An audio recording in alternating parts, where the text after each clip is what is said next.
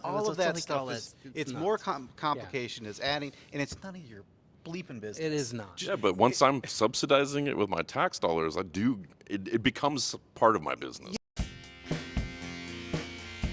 You are listening to The Soapbox. I'm Paul. And I'm Eric. This all started out with a list. What's that all about? So I've compiled a list over the years of things that just bother me, things that grind my gears. And I shared that list with you. And I thought, you know what? That would make interesting conversation. Sometimes I'm going to want to agree with you, and it's just going to be something we talk about.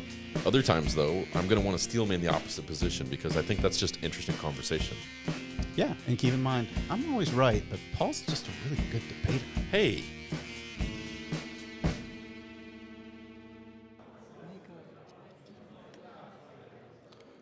If you're watching the video right now, this is weird. And if you're listening, It's weird. this might be weird too. Because we are live on location from New Orleans at the 51st Annual Traffic Records Forum put on by ATSIP, which of course everybody knows stands for the Association of Transportation Safety Information Professionals. Yep. Who would mess that up? Right, never. Not me during trivia 20 minutes ago. And we are here with a very special guest. And he is very special because he's a member of our band. Yes. That's true. The Records. The Rec Chords. Bob Scopatz. Nice to meet you. Bob Scopatz. Now, Bob, you work with VHB, and you're doing some pretty exciting things, but that's not what we're here to talk about. What we're here to talk about is much more important, and that is... What grinds your gears?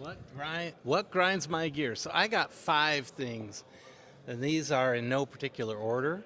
Let's start with one. Let's unpack them one at a time. One at a time. Okay. First idea, automated vehicle policy and data. Okay, so automated vehicle policy and data. What grinds your gears about that?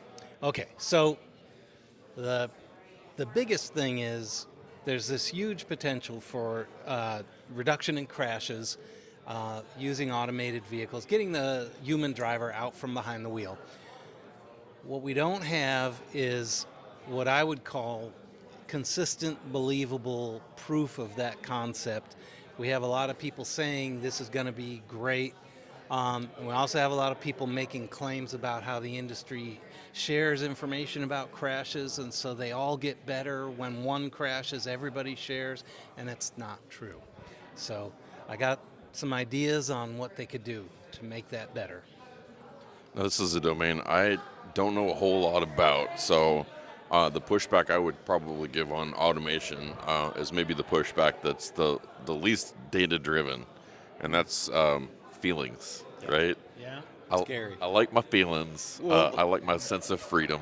Let's talk about Yeah. the elevators for a second then real quick. Oh, Because we the- got these elevators. I don't know the name of the technology that we're using, but we have the elevator bank that basically has the buttons on the outside. Right. So you don't say up or down, you pick a number, and then it tells you what elevator to go to. Right. And what did you say when you walked into one of those? You didn't like. I said I don't like the lack of Yeah. a sense of control. Yeah. Which There's no buttons on the inside except the fire call. Yeah. Yeah. it reminds me of a sketch that I saw a number of years ago. It was a couple of Scottish guys that got into an elevator and it was voice controlled. You know what I'm talking Yes.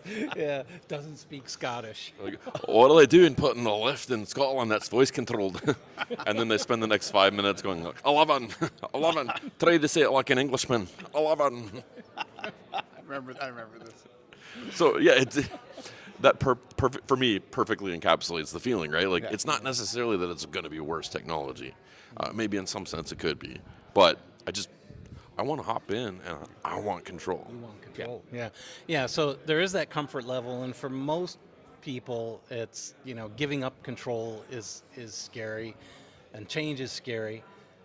I've been hearing some things lately though that kind of are encouraging, like as mom and dad age, if they could have a vehicle that's their very own, or that they can call up and it just takes them places and they don't have to rely on a human driver, maybe somebody they don't know, or bother their children, or rely on other people. This is just like I hop in, it knows where I'm going, or I tell it where to go, and it takes me there, and I can stay in my own home for another few years. That's interesting because I would think the elder population would be the last group to ones. want to adopt it. Yeah, yeah, Until, yeah. until maybe you show them that this is something that can really help you. Yeah, yeah, yeah. And, if you get to the point where it's like, Mom, we really need to get you to stop driving, give me your keys.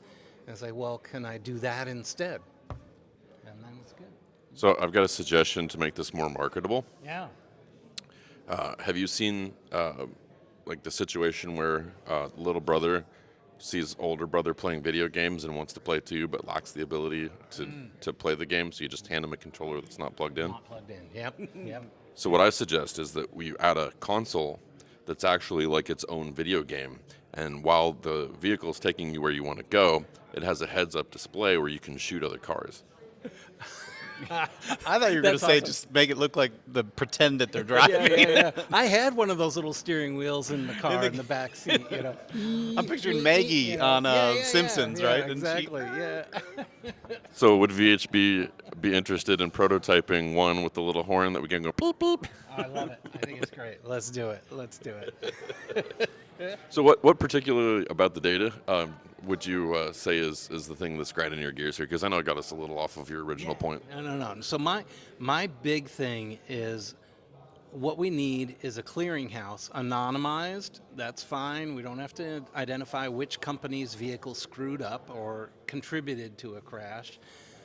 But we need to have a place where all the data on every crash that involves an automated vehicle, whether the automation is implicated in the crash or not, we put the particulars about that crash into that system, and everybody has access to it. And when the solution is found, that is shared as well. And that would realize the maximum potential for safety for automated vehicles. Is you don't need every single company discovering the ways that their vehicle loses track of what lane it's in because of winter. That's, get the data on the crash, put it in there, the solution gets posted, and then everyone else can benefit from it and say, well, our system is a little different, but we have that problem. Let's figure it out. So when it comes to telematics from vehicles now, does it seem to be a case of just competing large silos? I think so. I mean, they're in competition. They're there to make money. I get it, but I come from a background where we recognize that regulations were written in blood, and so what we want to do is avoid as many situations as possible. And I think automated vehicles are going to cut the crash rate and the fatality rate immensely because 90+% of crashes have a factor involving the driver or the other humans in the environment. So if you can get the driver out from behind the wheel, you do eliminate that variable. And the other realization is we've made safer roadways and safer vehicles. We can't control human evolution and speed it up and say, well, from the 1970s to now we've made an 80% more safe human driver. It's probably gotten worse. It's kind of distractions and oh yeah. So the big benefit of this technology is that it will drive safely in most situations, but we need to get it to the point where it drives safer than humans in all situations. And the way to get there the quickest is to share the information. Are you familiar with the statistic that shows that there was an increased number in distracted crashes in 2008 around the time that the iPhone came out? Yeah. Oh, hold on for a second. Let me just check this notification. I'm just kidding. Wow. I Oh, fell an for that object one. lesson. We don't have a womp womp button here, so it's going to get corny at times. Pretty good. Yeah, that was great. All right, so how do you combat the really, really hard part of the AI, the machine kills someone? Right. So here's the other thing, and this is why I want some real examination of the policy. The government functions in a regulatory capacity. It can impede things. It can make things easier, smoother. What we need, and we have to do this at the state level in the U.S., is carefully consider before we buy into this argument that because AVs reduce the overall number of crashes, that means that industry should get a pass on lawsuits. Sure. And what I think needs to happen is no protection.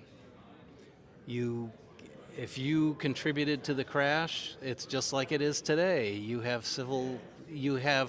the threat of civil liability.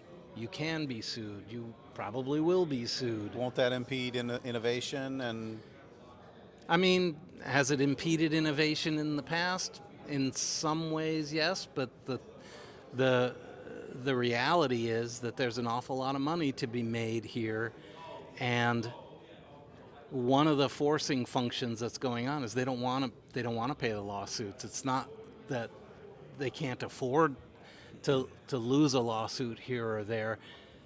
It's they'd rather not be held accountable for the fatalities that they do bear some causal relationship to, because it cuts into profits. And I'm sorry, but that is exactly how this industry is behaving. To me, it's not going to change Fight Club math.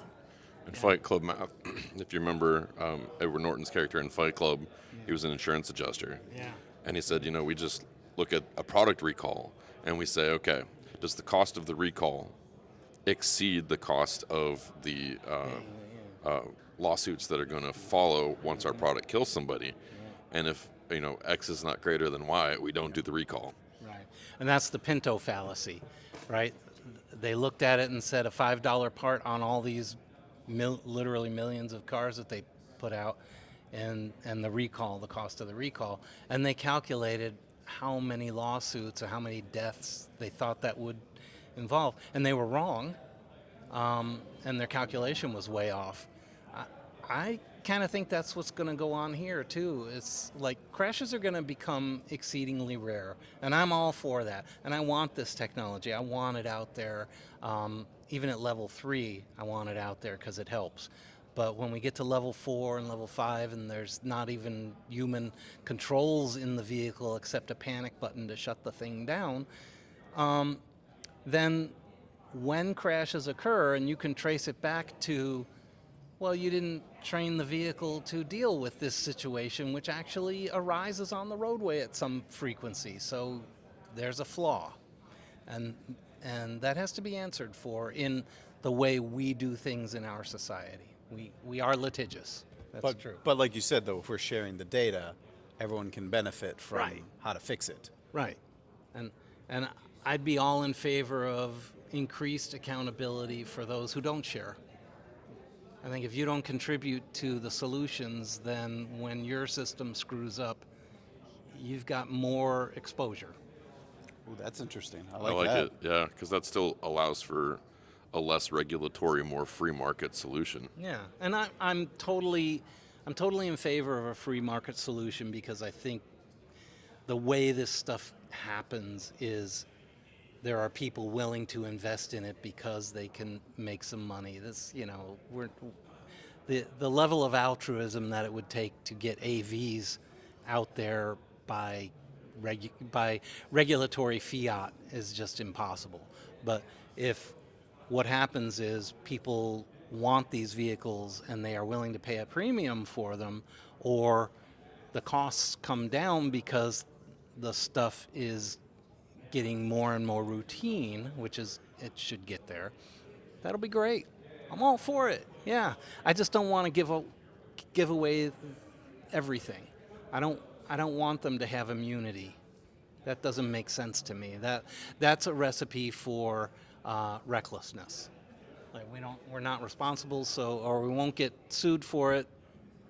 That's okay. Yeah, and I think you're going to have a harder time convincing the general public now to give blanket immunity, because they did it during the pandemic, and there's a lot of butthurt over that. So it'll be one of the things that I think trickle down, at least for a generation, where folks are going to be a lot less willing to give corporations the benefit of the doubt. Well, we could probably do an hour just on that one, but you've got 4 more written down. You want to give us number 2? Okay, so we're in the band together. And we kind of very similar eras of music. I mean, it's genres, rock and pop and I jazz a little. So what makes a great drummer? What makes a great musician? How do you tell that person is right for your group? So, can I give an example of one that's not? Yeah, hey. 2 now that pop up, but I'll do the most recent one because it's trending at the moment. Have you seen the first ever women's baseball league? The League of Their Own with Tom Hanks. No, this one's real. Current thing? No. Yeah, this is a current thing, and there was a singer, and I forget the lady's name. I should know this, but I saw it on a reel, so I forgot it with the other 50 reels I saw in succession. But she delivered... While driving, right? While driving, of course, yeah. I mean, I got a notification. I can't ignore them. But she gave probably the absolute worse than Fergie, worst rendition of the Star Spangled Banner, right? The worst. Oh, okay. Worse than Roseanne Barr. Worse than Roseanne Barr. It's been legendary. It achieved legendary status, and if you remind me after we wrap up here, I will send it to you. I can't probably for copyright purposes include it in the video, but go look it up. Just look up worst national anthem. I said Star Spangled Banner, but worst national anthem ever, and it will immediately float to the top. Jim just looked at us. Yeah, right. It's not your video. Jim, come on in. Yeah. We're doing an episode of the podcast. I heard. This is great. Okay, We're live. You might have thought we were talking about you, but we are not. We are talking about the worst rendition of the national anthem that's ever happened. Are you familiar with the story? Roseanne Barr. No, there's one way more recent. Come on over here so Do you want to pull up a chair here? Jim Markham joins the podcast. Oh, wow. This is what I love about doing it live. You know what? I tell you, Paul, you handle Jim. I'll handle Bob now. Okay, all right. So, Jim, welcome to the SoapBox Lex. We are currently podcasting. Patrick almost joined as well. One wild Patrick Dolan answers. Which is funny because we were just talking about the band. Okay. Yeah. Literally everybody in the shot has been in the band. He's not in the shot. Oh yeah, you got to come around here. Do I want to come over here? Okay. Or over here.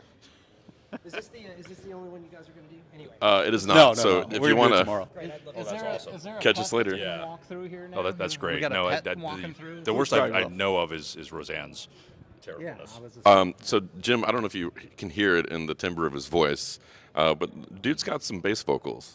Yes. He's got pipes. He has pipes. Yeah. Do you want to give us a little something off the cuff?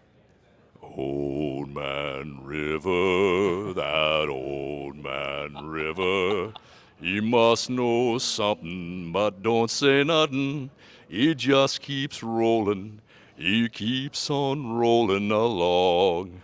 All the ladies are That's swooning cool, right because now. I think that song is out of copyright. So I thought of that because I was looking at the river earlier, from the lounge upstairs. Like, wow, that's really nice. So to cut in on Bob, we're gonna steal your thunder for just a second. 1 minute or less. What grinds your gears? What grinds my gears? People playing in traffic. Playing in traffic.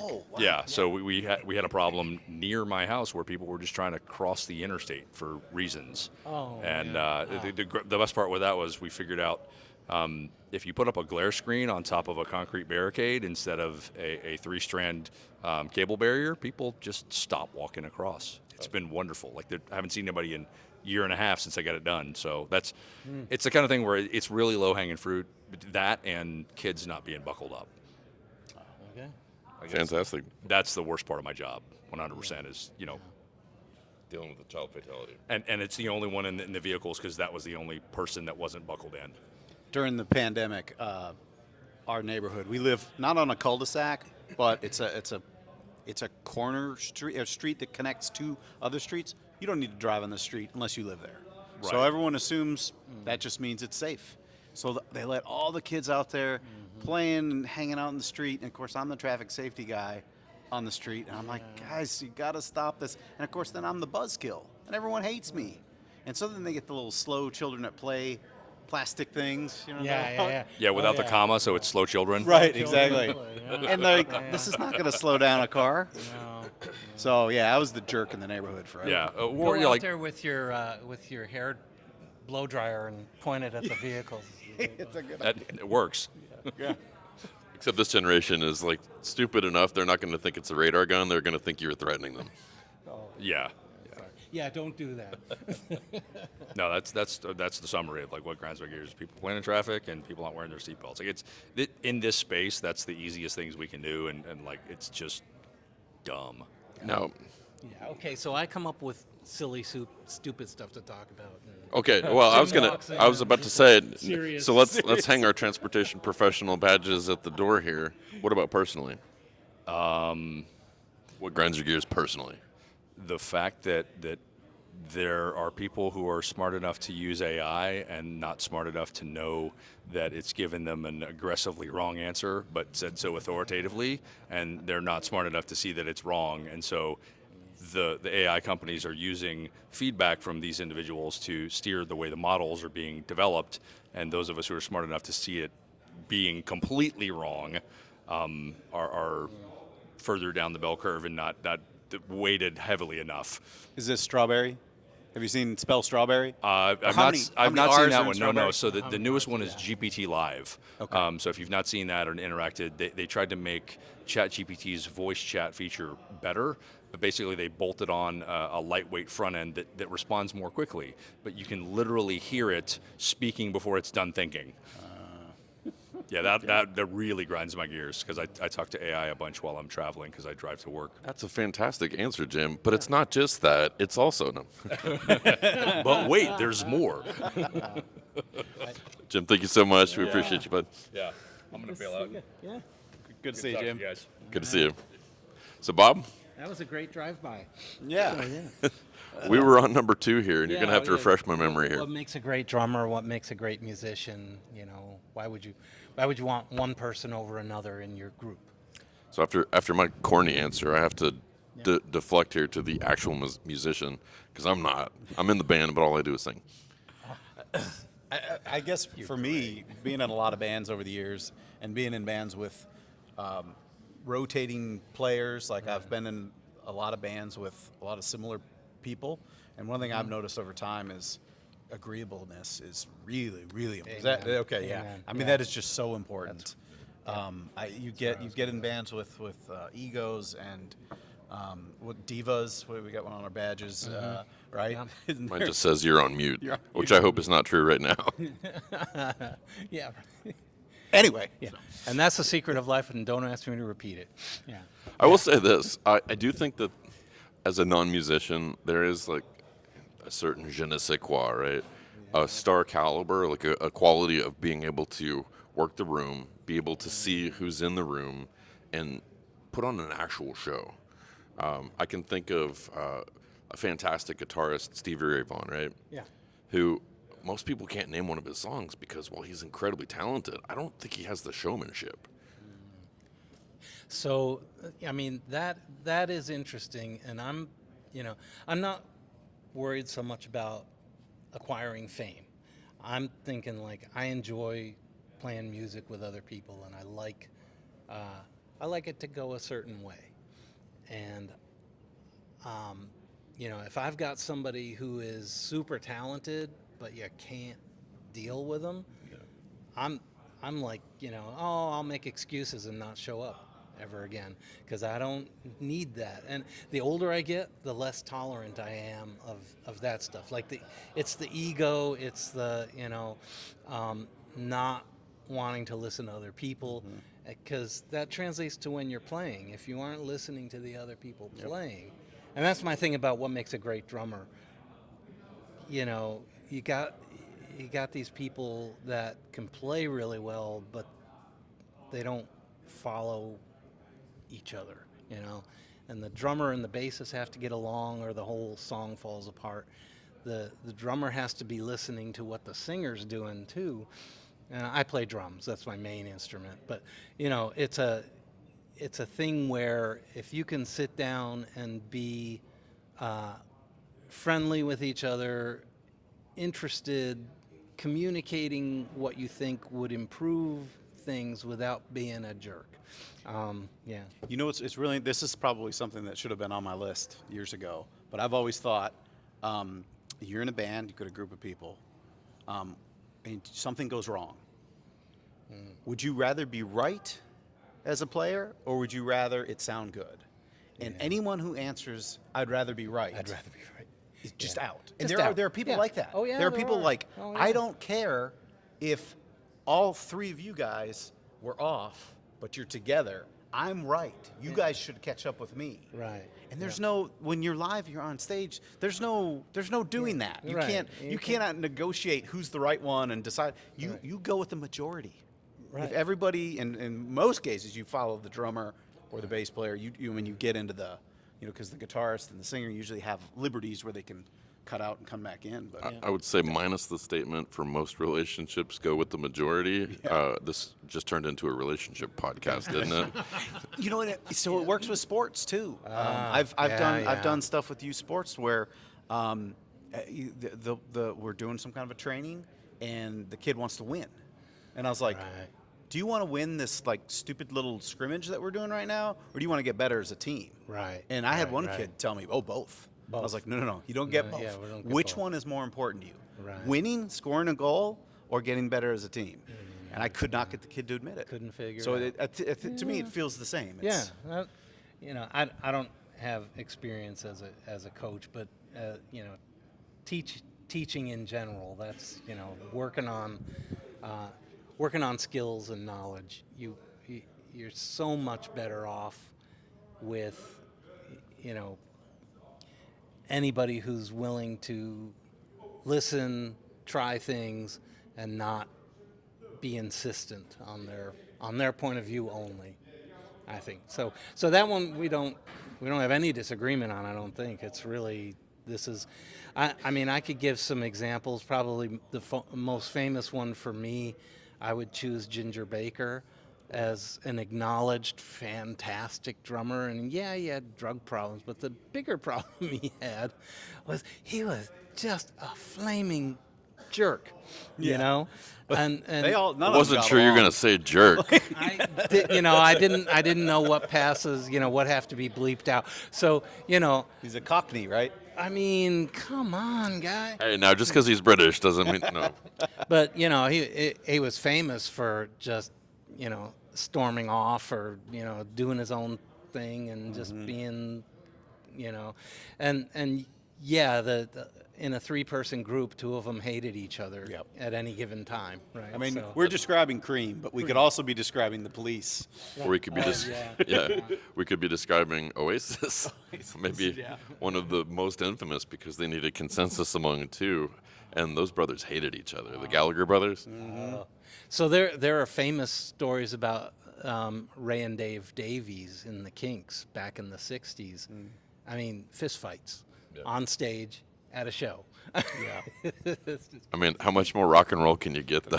Right. Yeah, that's great. I've always loved the Chili Peppers because anytime you saw the writing credits, every song was written by all four of them.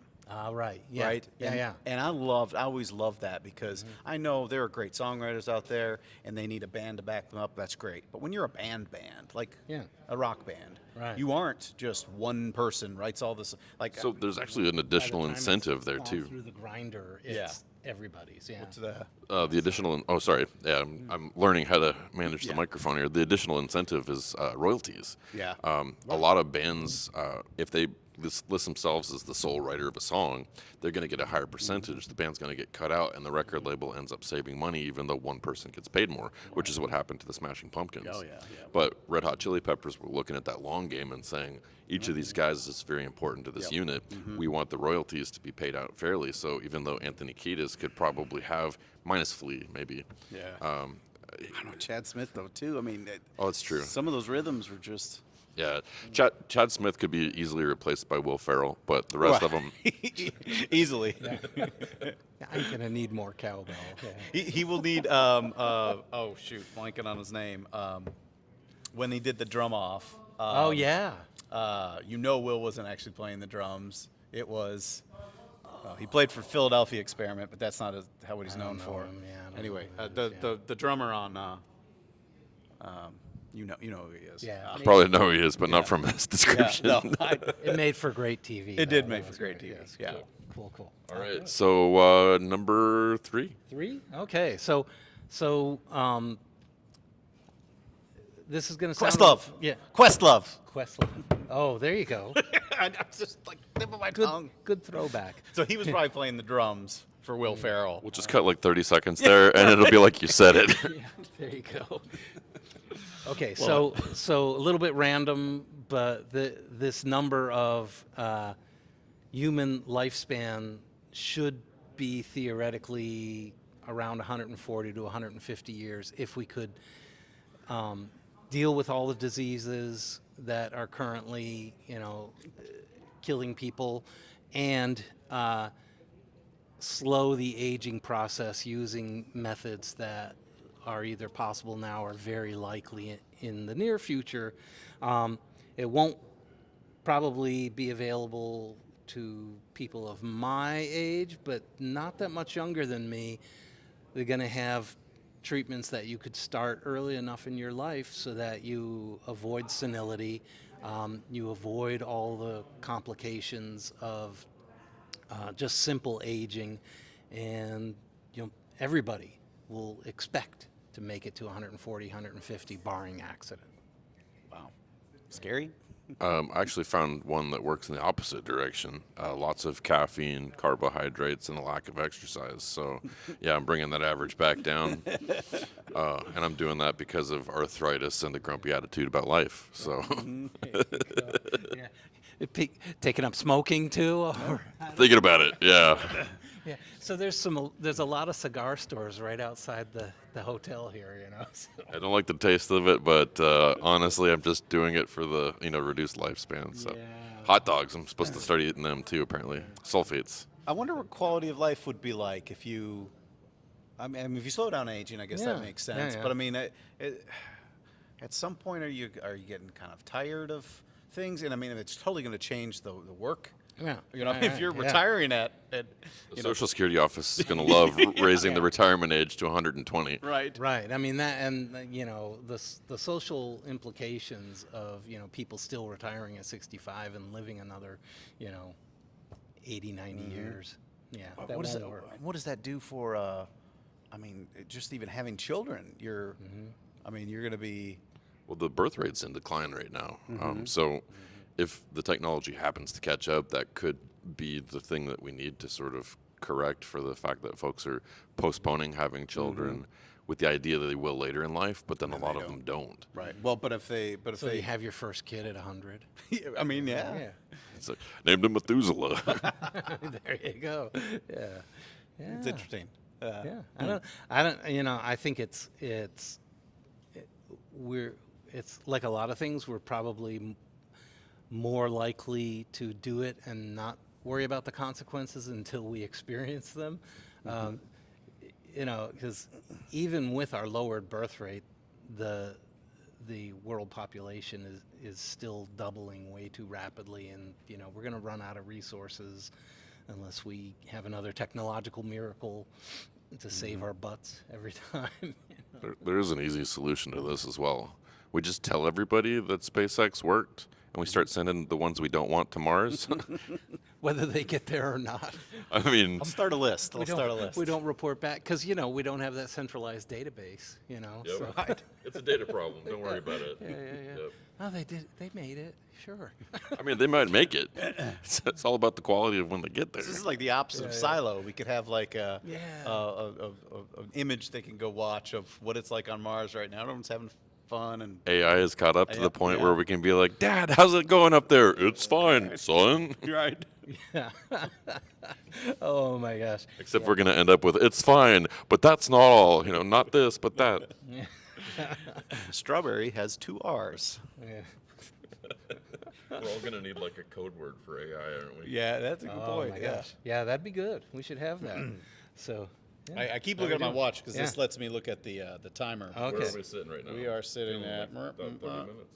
33. Yeah. Yep. So All right, so We let's. got time for maybe One one more good more. one? One more, Your okay. favorite of the last. Okay, my favorite of the last, and I don't know how you all feel about this, but I think the way we're heading, we're going to have to implement universal basic income.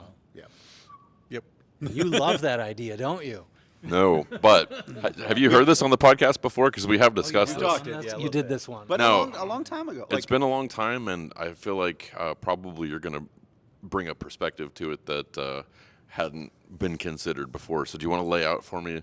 I mean, I know the Andrew Yang, like the basic tenets and all that, but you know, an AI is going to take all the jobs, so we're going to need something for people. But what does this look like in an ideal rollout for you? Okay, so for me, first thing I'll say is it has been tried, and in a limited way, but it worked. It worked in that the amount of money that was returned to the economy is higher than what was put in. So A. B is it reduced all other sorts of assistance, obviously. You know, so I'm hesitating a little bit because I don't remember if they really had enough in this test to look at crime, but it did improve health, and so basically what you have with something like universal basic is everybody gets enough to survive, and you know, it's not luxury, it's not, you know, excess, it's enough so that nobody wants for food, clothing, or shelter. And when you do that, there's an expectation that it would reduce crime, and I think that I believe that's true. I don't know the data well enough to say, yeah, that's actually been tried and it worked. But where you reduce crimes of desperation, that segment of the crime history should be addressed by this.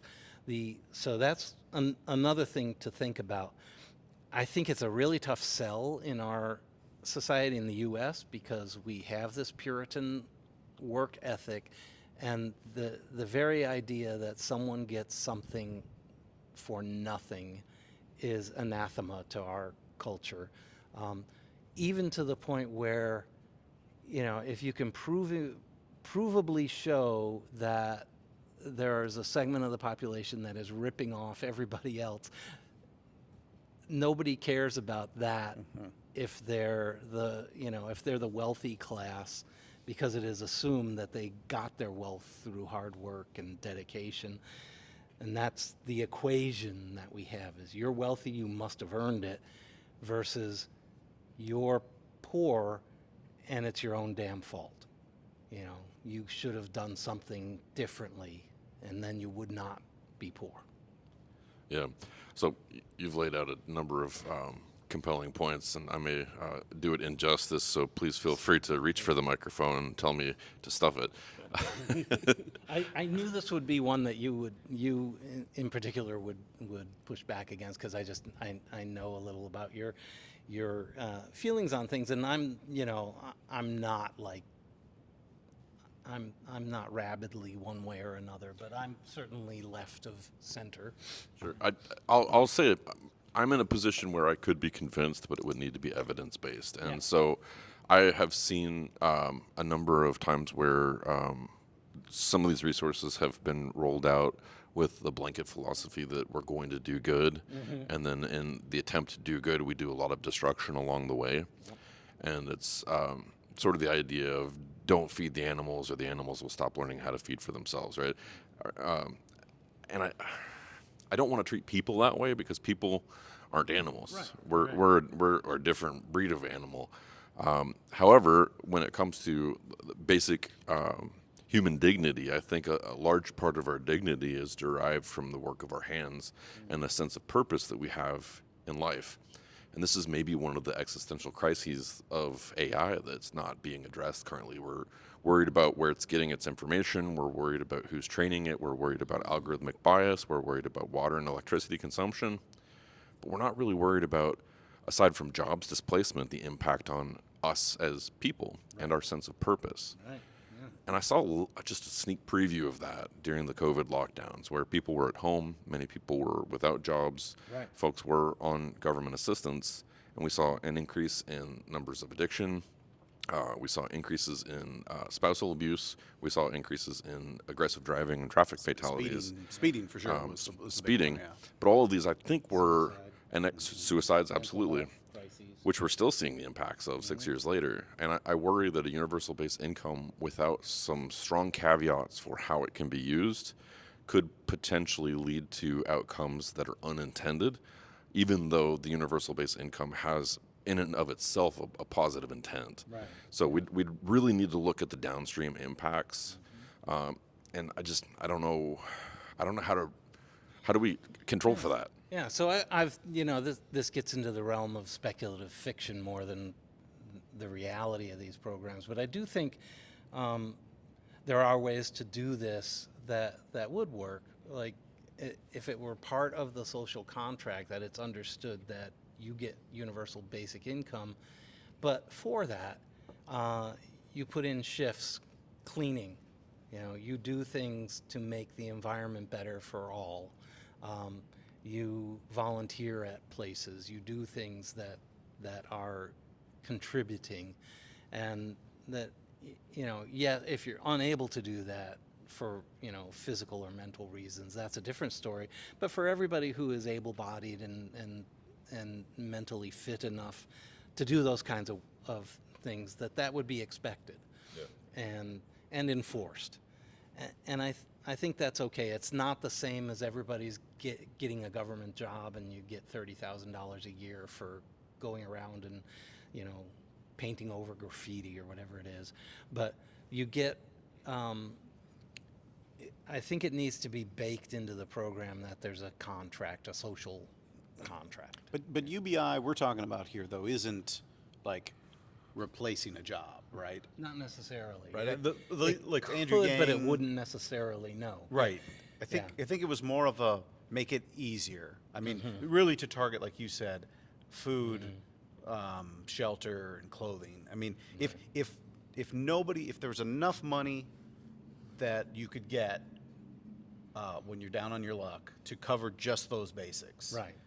Granted, there are going to be plenty of people that are going to be working a great job and getting it too, and you spend it on iPhones and big TVs.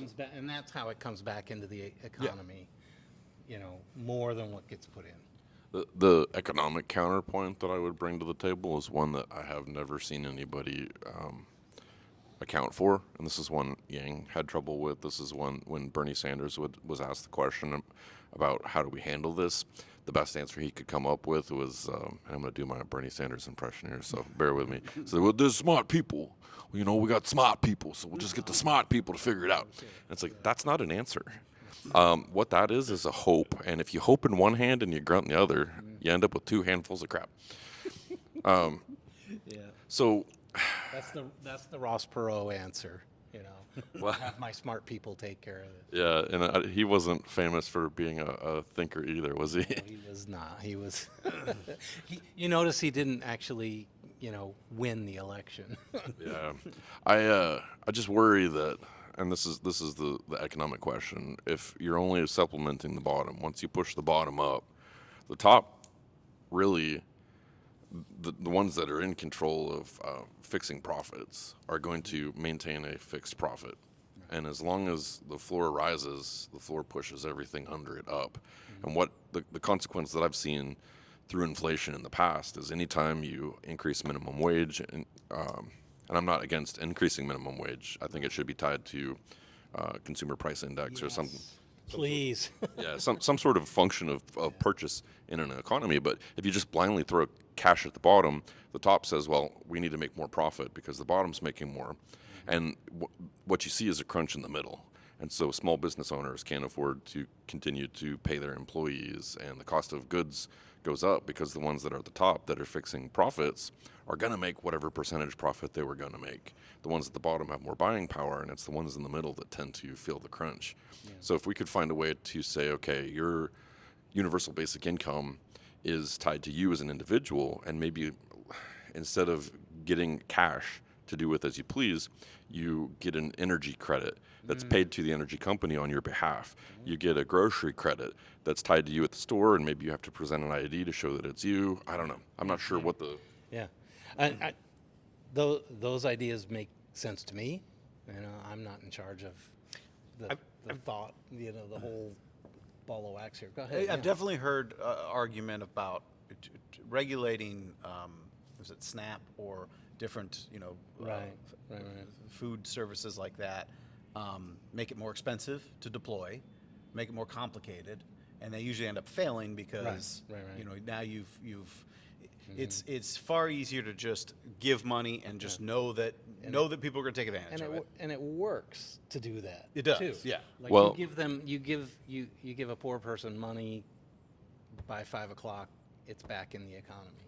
You know. But then there's another issue, and that is the $7 bag of Doritos. Do you know about this? No, I don't. Yeah. So Pepsi Company saw that a lot of SNAP and WIC benefits were being spent on Pepsi Cola and Doritos and all that product category. And as those benefits were being doled out, especially through the pandemic and in the post-pandemic market, and prices went up as they did very aggressively over that 2 to 3 year time span, Doritos went from about $2.50 a bag to $7 a bag. They got so greedy that finally people called them out on it and said, we're not going to do this. And raising the price to that level lost them about $1 billion. But what it demonstrated clearly for the first time was there are certain product categories which have no nutritional benefit that these things are being subsidized by. Right, that they can be spent on that. And see, I don't want to regulate what people, buy for their groceries either. It's like, they just recently changed the rules on rotisserie chickens being eligible or something. All of that Something stuff called is, that- it's nuts. more complication is adding, and it's none of your bleeping business. It is not. Yeah, but once I'm subsidizing it with my tax dollars, it becomes part of my business. Yeah, but it why do comes you- down to why- opinions. Like so much of it comes down to like, oh, they shouldn't be eating these fatty foods and they shouldn't be eating this. Right, and it's right. like, where are you going to I draw don't the want you- line? I don't want you buying ice cream with my None tax of us should dollars. be eating this Right. stuff. I mean, but we here's the- are, yeah. and I just So can we have a uniform logic then? Because Michelle Obama regulated what kids were allowed to have in schools and vending machines and at school lunches, and those product categories became it has to be nutritionally beneficial. Could that be, let's say we'll subsidize anything that's nutritionally beneficial, and if you'd like something more, then find a different way to pay for it. I just think you're opening up a can of worms that is you're just going to be arguing to death. You're going to make it more expensive, more complicated. Then you need to enforce it. Then you need to do that, and all of it to say, let them buy the Doritos. Right. I eat Doritos. Right. It's not bad. Then Like, you've got it's folks not- that are buying Tide for $26 Yeah. and reselling it for $13, so they can take cash out and use it to feed addiction. And now that is going to happen. We need to tackle that. I think we need to tackle that differently. So I don't know. I'm typically the free market solution guy, Yeah. but I've seen these abuses. I used to work for AT&T, and I'd go down to Corbin, and our Corbin store in particular. Most of our customer base was receiving a government check, and so any other location where we had a sales tactic of saying, oh, well, we can save you money with who's your employer? Okay, cool, you get a 10% discount. Come on down, we'll get that discount attached to your account. By the way, we noticed you're using a lot of data. Maybe you could spend that discount on the data plan. And then it was kind of a wash. Yeah. Well, in Corbin, that didn't work because you ask customer after customer after customer, and they'd say, oh, I'm getting check. And they were perfectly happy to get their cell phone paid for by the government, their above-ground pool, their mobile home, and that was it. That was their existence. That was what they aspired to. And to me, there's something that robs them of agency and humanity by casting the vision that that's the best they could do. Yeah. So I'm leaning more towards Eric's thoughts on this, that the more you stress out worrying about where all the money is going, the less you accomplish. What seems to me here is that if you identify fraud and you figure out that fixing the fraud would cost more than the fraud, you find a way to change the program structurally to deal with it, but you don't go after people. The thing I see happening with, like, to bring this back to universal basic, is I'm okay if the bottom rising makes it a little bit harder to hire people in jobs, right? Like, okay, so that's going to inflate wages because, hey, I don't really need to come and work for you. I can live off of basic. I don't want to be slinging hash, right? So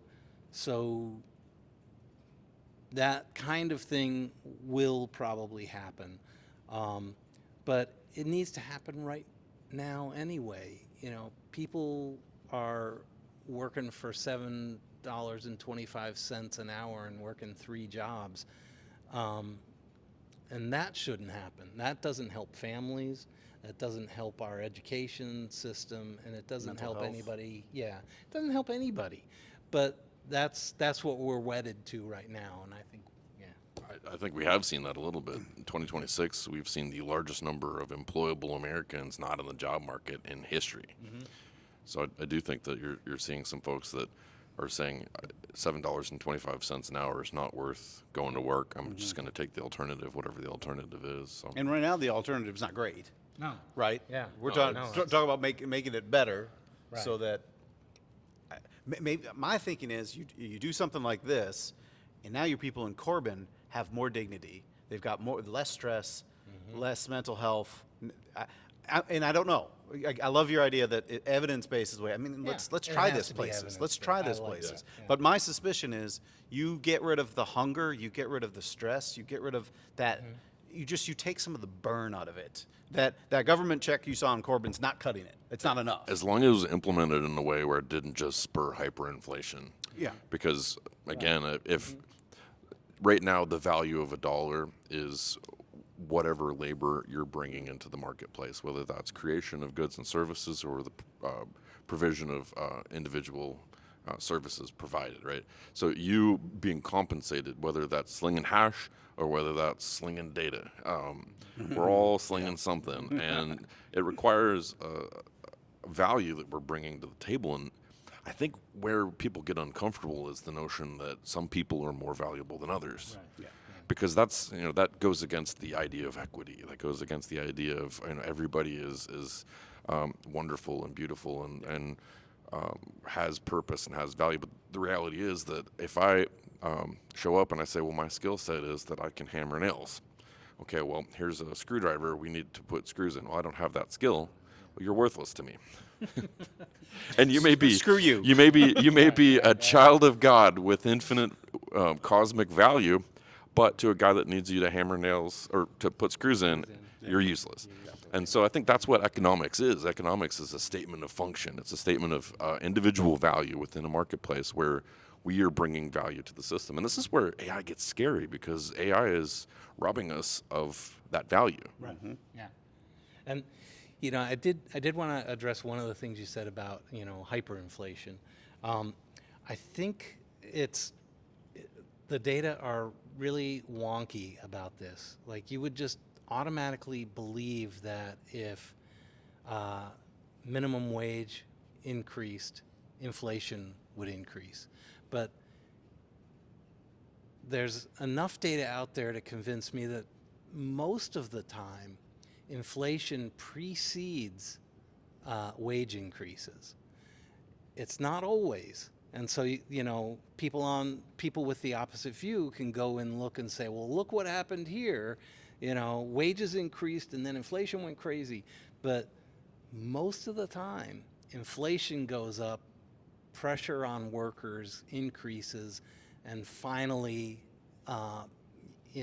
things blow up, and workers become ascendant for a little while and get a little more of a bigger slice of the pie. It doesn't often happen the other way. Knowing my audience, I think we all can agree that what we really need to do is just increase our tariffs on Canada. That's right. Yeah. All right. Yeah. Bob, We got a great episode, guys. Oh, I don't know if Yeah. any of that is usful, but this was a lot of fun. man, thank you so much. Thank you. Appreciate you doing guys it. are awesome.